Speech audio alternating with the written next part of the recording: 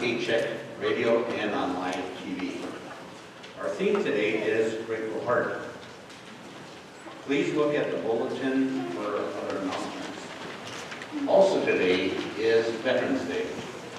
So to recognize the veterans, you all can stand the veterans so that we can recognize you.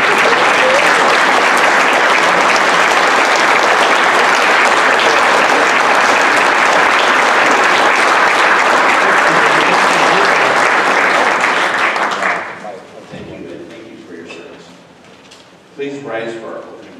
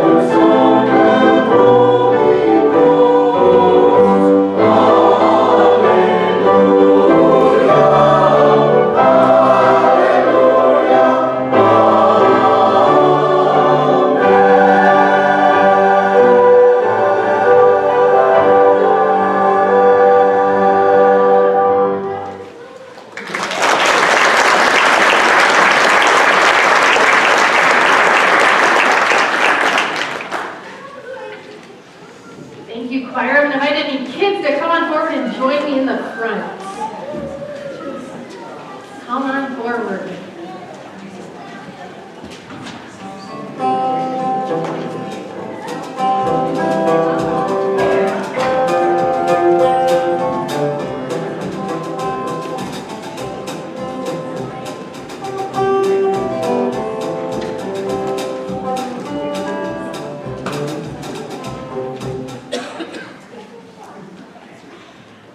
Wow, everyone is up and at 'em and ready to go this morning. So today our theme continues to be a grateful heart.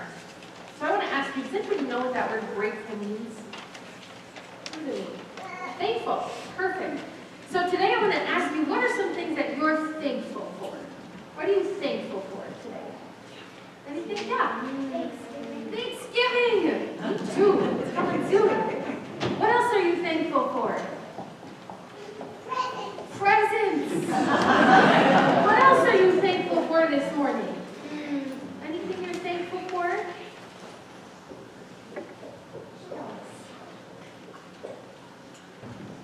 Yeah, what do you think? Your mom and dad? Awesome. Me too. I'm thankful for them too.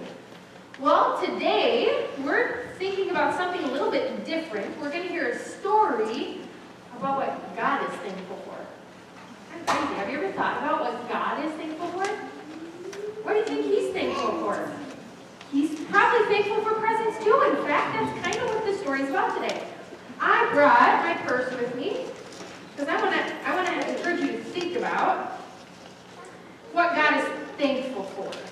So if I brought my purse out today and I was going to put some money in the offering plate, do you think God would be more grateful if I put a lot of money in or if I put a little bit in?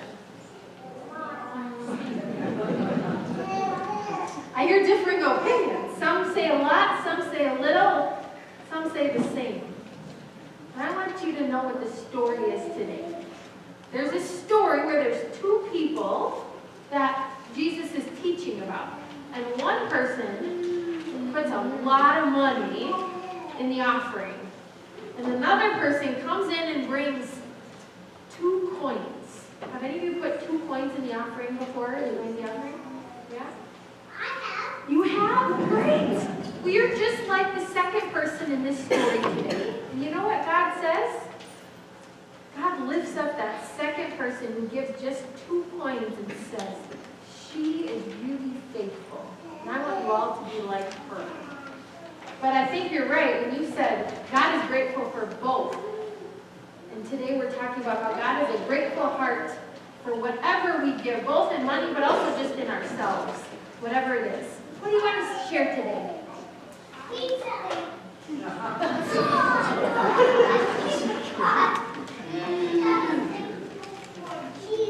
I think you're right. I think God is thankful for Jesus. Is anybody else thankful for Jesus today? I am. Well, how many of you have a prayer with me? Can you bow your heads with me? You can repeat after me. Dear God, thank you for reminding us that you are grateful for whatever we give. It's in Jesus' name we pray. And all God's people together say, amen. All right, you can go back to your seats. Thanks for coming up.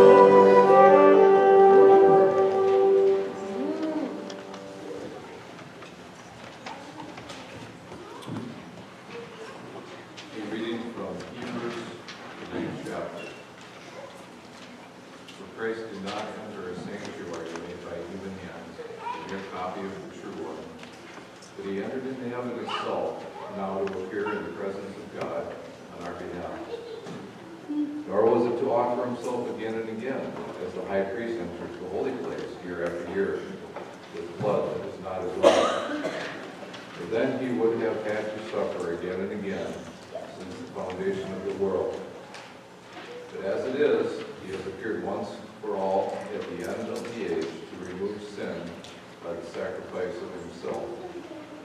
And just as it is appointed for mortals to die once, and after that the judgment, so Christ, having been offered once to bear the sins of many, will appear a second time, not to deal with sin, but to save those who are eagerly waiting for him.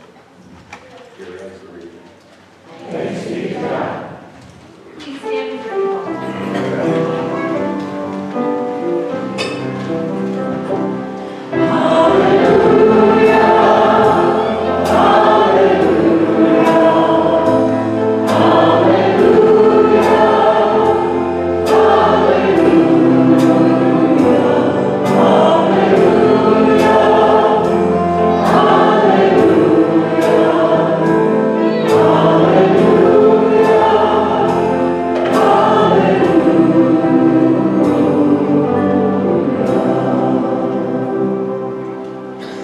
Gospel reading this morning comes from Mark, the 12th chapter.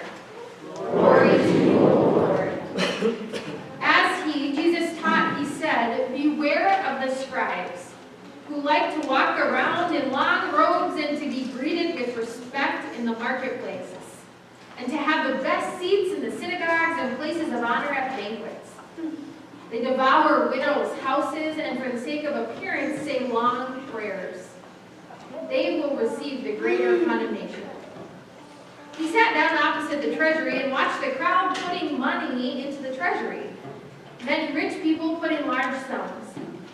A poor widow came and put in 2 small copper coins, which are worth a penny.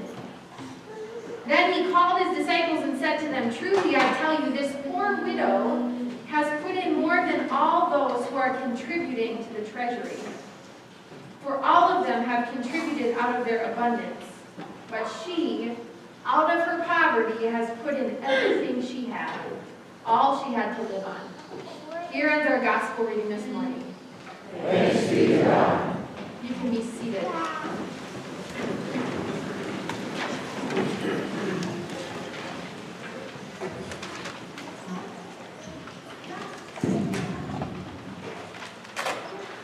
Well, here we are. Good to see all of you.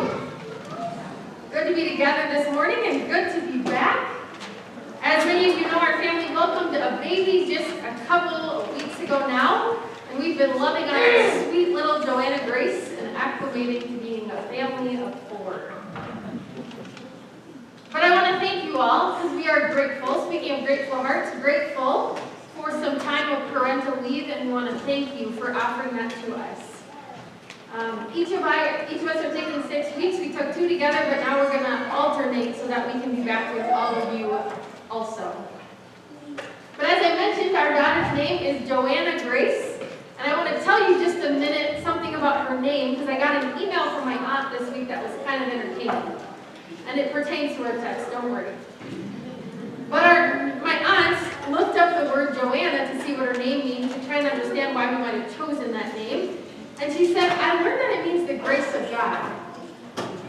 So she said, "So if you named her Joanna Grace, does that mean her name is Grace Grace?" And she said, "Isn't that a little redundant?" And we said, "Well, absolutely it is. Absolutely, because we believe we actually need grace and grace. We need grace upon grace. We want to give that to her, but we also know we're going to need it from her." So she said, "Okay, well, with that being the case, I think I'm going to call her Gigi then. And we'll all be reminded when I call her Gigi that we received grace and then we need it again." But I share that with you this morning because how quickly, I have to admit, I forgot what parental leave looks like. I had pictured sitting with Joanna in one of our rockers, reading her lullabies and all these nice boo-boo gaga stories. But it's a good thing her name reminds us we need grace for each other because we've been riding a roller coaster of life with an infant and a toddler together. And I want to tell you the reality, I think, was really pictured well in a post that a friend of mine who recently had her second child shared online. So I want to describe it to you a little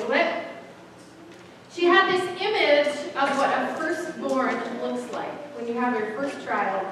And it was a parent in a rocking chair with their foot out drinking a cup of coffee, with some nice music, soft music in the background, and a drink close at hand. And then there's this second picture of when you have your second or third or fourth child, and it's this parent who's carrying this child that's screaming, and then also running after another child saying, "Don't color on that," reading a book that says A is for apple, responding to a request for help in the bathroom, and then trying to strain spaghetti without burning yourself and the child you're holding at the same time. It's not quite the same picture. But I shared that image with you this morning because I think parenting or caregiving in general, whoever you're caregiving for, is a process that needs a lot of grace. Because often it can feel like whoever you're caregiving for, you just don't measure up. And there's one particular story over the last 2 weeks I want to share with you this morning. It's perhaps my best friend during seminary who texted me just a day or so before Joanna was born and told me this heartbreaking news that her husband had had a heart attack and died at only 40, leaving 2 young girls to be raised by their pastor mom. And throughout seminary, we had this group of about 4 families who met together for family meals regularly. We became really close to each other, and this news rocked all 4 of us. And I made a commitment to her that I wanted to be there no matter what.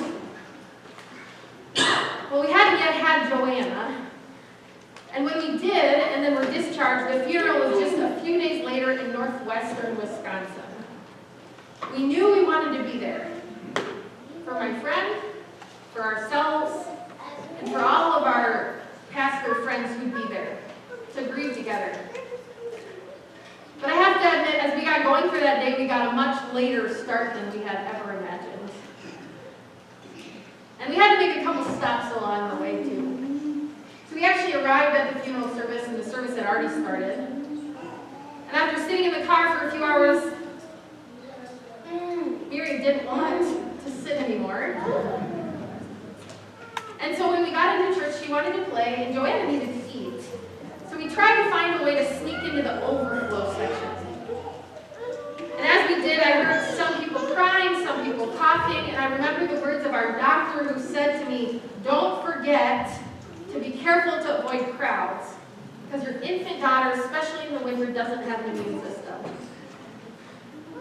So here we are at this church in the overflow section, much less than perfect family, and we went up for communion. And as we did, Miriam was demanding to play with toys. Our daughter was out in the car now crying. I was quite anxious about where we were. So as we received communion, we rounded the corner with screaming kids, fear of germs, and I told Ben, we need to go. So we got our kids into the car, heard the final church bell ring, and as we drove away, we knew it was just a couple of minutes before the rest of the congregation surrounded our really close friend in the fellowship hall. And we left feeling terrible. Terrible we couldn't be there for our friend, terrible for arriving late, terrible that we left early, terrible that we disrupted communion for everybody, and terrible that our obsessiveness and anxiety led us to actually leave instead of being present. And I tell you that story today because I felt embarrassed and sad that on that day I only felt like I had 2 coins to give. 2 very small coins to give. And at this funeral I saw a good friend of ours from seminary who could give 100 coins. And boy did I appreciate and admire his ability to do it. When he heard of the heart attack, he dropped everything at church in Iowa, drove up to northern Wisconsin to be with their family, and actually ended up presiding over the funeral service and giving an incredible, comforting sermon. I also saw seminary friends who supported in their own ways, whether they arrived generosity, donated flowers, brought food, gave hugs, made poster boards. These people had 40, 50, or 60 coins to give. And I could just hear our friends as we drove away in the fellowship hall saying, wait, where are the buildings? I thought I saw them. Did they leave already? I share that story with you today to ask you, what's your 2-coin experience? When have you felt pain by how little you had to give or to show for yourself? When have you felt ashamed, whether it be how little you have left in the checkbook or the calendar or your emotional reserve? When have you only had 2 coins to give to your relationships or your work or your community or your church?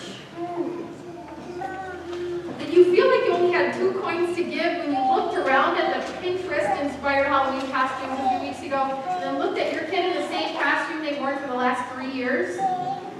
Or did you feel like you only had 2 coins to give on Commitment Sunday here at church as people proudly handed in their blue cards, but you left yours at home on purpose because you truly don't know what you can give this year? Or as you look forward to the holiday season, the years of hosting and attending festivities, does it scare you, intimidate you, because you simply can't give what you've given in the past? You feel like you only have 2 coins to give. Have you ever felt like you come home after a long day of work only to be met with bills that need to be paid, a driveway that needs to be shoveled, kids starving for attention, a spouse calling for help? All you want to do is just go to bed. When have you felt like you only have 2 coins to give? In our story today, Jesus was teaching people in the temple, and he told them about 2 different people. He told them about the scribes. The scribes were the religious elites. And Jesus is warning the people about the kind of scribes that want to be impressive and create a show. He's warning them about scribes that wear impressive clothing or get public recognition or are sitting in these prominent places in the temple or at the dinner table. And he warns them about how these kinds of scribes might give really long prayers to try and make a show. And then he lifts up this widow, who after losing a spouse, being left alone, with little respect and very little resources, has only 2 coins to give, financially, emotionally, socially.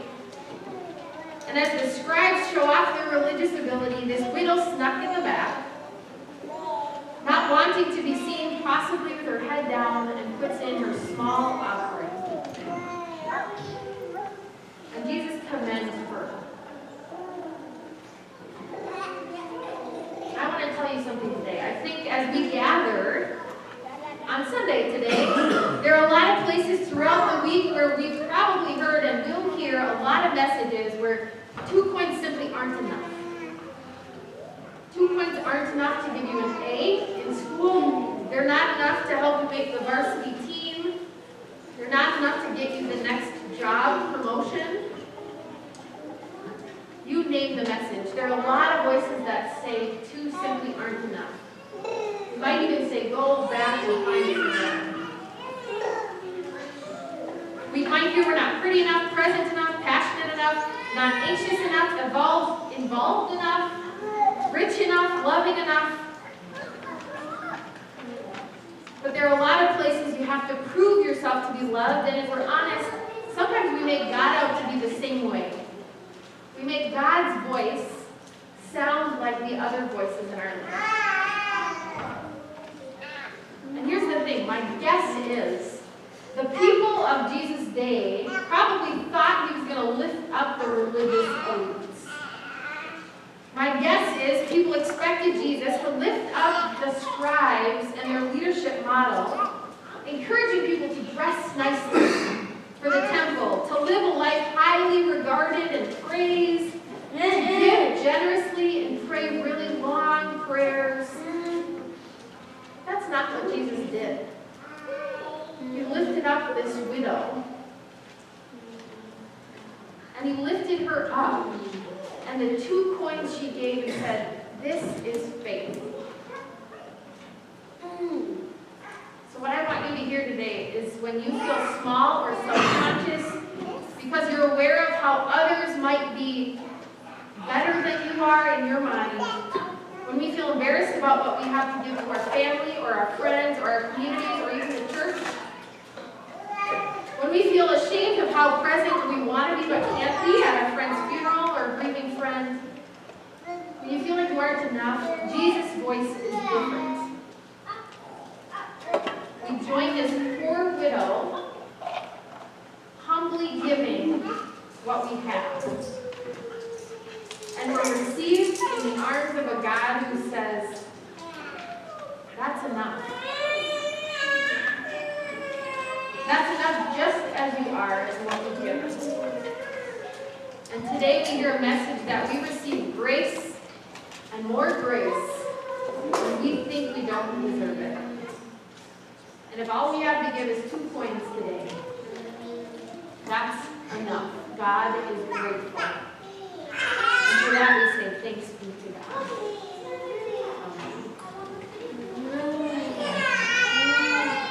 I'm going to invite you to stand and we're going to sing Counting Every Blessing.